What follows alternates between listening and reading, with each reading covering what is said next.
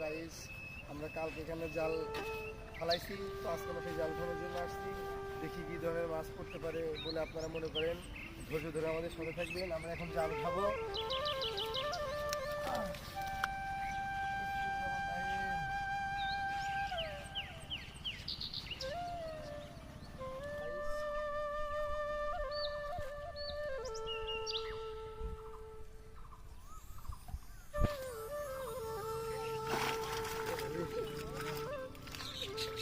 এই মাছ এখন পাচ্ছি ধ্যান হচ্ছি।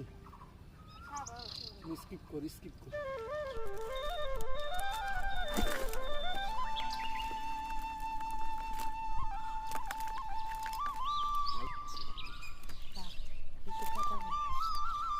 গাইস, তলা গেছিল না ট্যাং হয়েছে আমার মাছও গেছে।